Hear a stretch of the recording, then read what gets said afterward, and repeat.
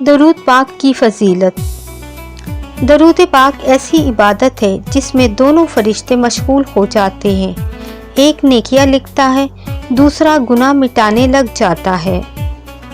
امت کا حق ہے کہ کثرت سے نبی پاک صلی اللہ علیہ وآلہ وسلم کا ذکر کریں، اور اسی ذکر کا بڑا پہلو وہ یہ ہے کہ اپنے محبوب پر کھل کر درود پاک پڑھیں۔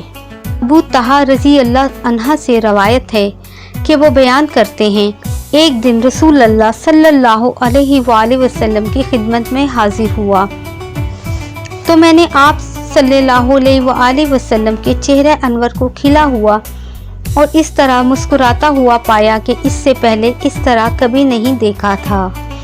میں نے عرض کیا، یا رسول اللہ صلی اللہ علیہ وآلہ وسلم، اس سے پہلے میں نے آپ صلی اللہ علیہ وآلہ وسلم کو اس حال میں نہیں دیکھا۔ آپ صلی اللہ علیہ وآلہ وسلم نے فرمایا، اے طلحہ، بات یہ ہے کہ ابھی جبرائیل امین میرے پاس سے گئے ہیں اور وہ میرے رب کی طرف سے میرے لیے بشارت لے کر حاضر ہوئے تھے اور کہا کہ اللہ تبارک و تعالی نے مجھے آپ صلی اللہ علیہ وآلہ وسلم کی طرف بھیجا ہے تاکہ میں آپ صلی اللہ علیہ وآلہ وسلم کو خوشخبری سنا سکوں، اور وہ یہ کہ آپ صلی اللہ علیہ وآلہ وسلم کی امت میں سے جو شخص بھی آپ صلی اللہ علیہ وآلہ وسلم پر ایک مرتبہ درود بھیجتا ہے، اللہ تبارک و تعالی اور اس کے فرشتے اس پر 10 مرتبہ درود بصورت رحمت و دعا بھیجتے ہیں۔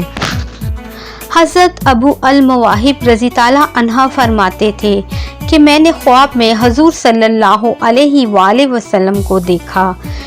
حضور اقدس صلی اللہ علیہ وآلہ وسلم نے مجھ سے فرمایا کہ قیامت کے دن تم 1,00,000 بندوں کی شفاعت کرو گے۔